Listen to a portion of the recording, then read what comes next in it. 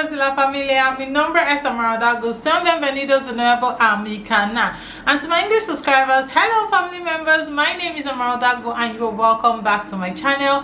If you're seeing this face for the very first time, I'm originally from Nigeria and I bring to you content based on how you can obtain your visas, immigration news, and how you can live your best life here in España. If you think you can relate to that kind of content, then please do consider subscribing by pressing the red subscribe button down below. Turn on your bell notification so whenever I post you'll be the first to get notified. Liking this video if you like this kind of content, sharing this content to other people who you think may need problem solving videos just like this one.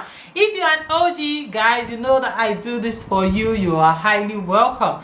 Disclaimer, I am not an immigration lawyer, neither am I a recruiter. This video is brought to you based on my own research. It is good if you can do your research to find out more about today's topic. So yeah, I'm big on doing researches, so please do your research so that you'll be better informed before you take your next step.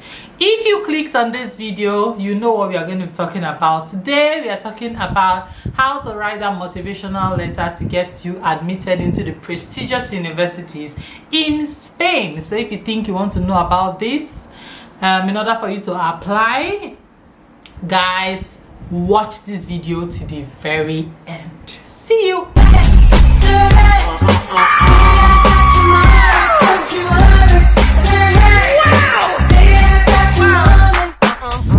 You are welcome back, guys. So certain things you need to consider before you start to write a motivational letter. Most schools here in Spain will demand for a motivational letter, so it's good that you know how to write one in order for you to get admitted into schools here in Spain. Yes, motivational letter can really determine whether you're going to even be getting the admission or not. So learning how to write a motivational letter is actually key in order to get admitted into schools here in Spain. All right, before you start to write any kind of motivational letter, you need to be sure about some certain things like the course you want to study and the department you're going to be in, the school, of course, that you want to apply to. These general stuffs are things that you're supposed to already have at the back of your head before you start to write a motivational letter, because these are some of the things that you need to do more research into before you start. Before you ever start also to write a motivational letter, you need to do a research. You don't write a motivational letter without doing your research. Guys, I know sometimes we can be lazy, but in order to write a good motivational letter, a lot of research would have to have happened before this takes place, because you don't want to be writing a motivational letter based on no knowledge whatsoever. You need to write a motivational letter and let the reader understand that you know what you're talking about, you know what you're saying. Not a motivational that somebody will be reading and it will not have any kind of depth.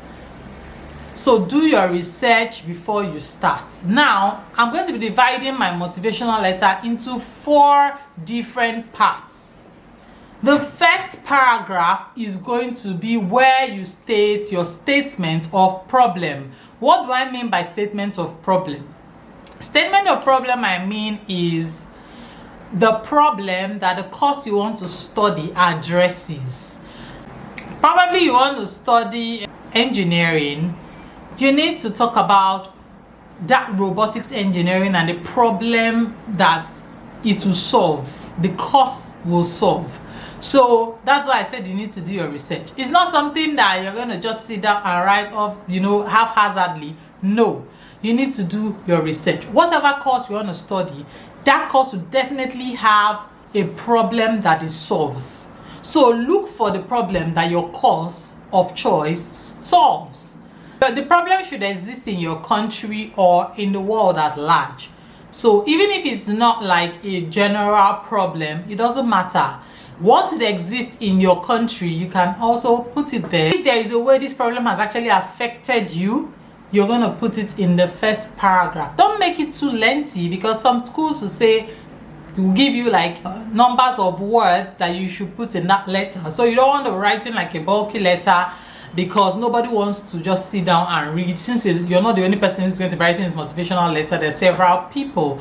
So yeah, You're going to be talking about how this problem has affected you, how this problem affected you because it exists in your country or it exists in the world, and you can cite resources that addresses this problem or resources that talks about this kind of problem. You can even cite statistics if there are any.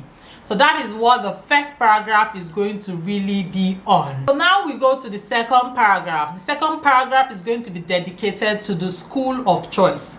So now you have chosen this school, any kind of school. I don't know what school you chose, but whatever school you choose, you need to do your research about that school. You need to be able to know the school's ranking. There are some schools that are good in some particular, courses. You need to find out if your school is the best in some particular courses. You state it. That shows that you've done your research and you're talking from a place of knowledge. Going further, you're going to be talking about the school's achievement and why you chose that faculty and department.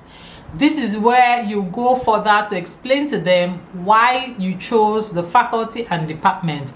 Talk about their ranking. This is where you're going to talk about it in the second paragraph.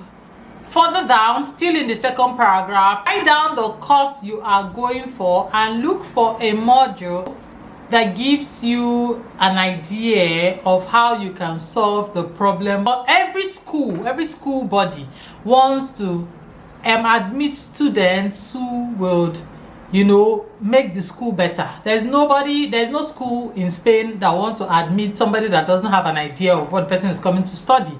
So showing them that you have an idea of solving this problem is going to create a better chance of you getting admitted into the school. So tell them of the ideas you have that would help profess solutions to this problem on ground in this second paragraph.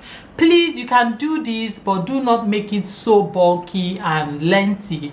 Just summarize everything you want to say. You're not doing a thesis or making a project here. You're just writing a motivational letter. In this second paragraph, you can also mention some lecturers and you can talk about their work and how this work of theirs can also assist in solving the problem at hand. This shows that you've done your research, guys. Why I'm saying mention this and that is just so that they will know that okay, you are coming from a place of knowledge. It's very important to mention this, and also that's why I said earlier that you need to do your research. In the third paragraph now, you're going to go ahead to sell yourself. Sell yourself in such a way that if they don't even give you the admission, they will know that they have missed out on a good student. Yes. So sell yourself. This is where you talk about your grade. This is where you talk about the certificates you have gotten, awards you have gotten, This is where you talk about your ranking in class, your degree, and all whatnot. If you don't have a wonderful degree, you may not talk about it, but you can talk about other achievements you've had. Any degree you've gotten that would also relate to this course of study. This is where you talk about it. Also, you need to talk about your skills. Any skill that you have that is related to this course of study, this is where you talk about it. I said here that you need to brag about yourself. So if there's anything you have, certificates, awards, skill sets, whatever that really highlights you, that showcases you to the world, this is where you talk about it.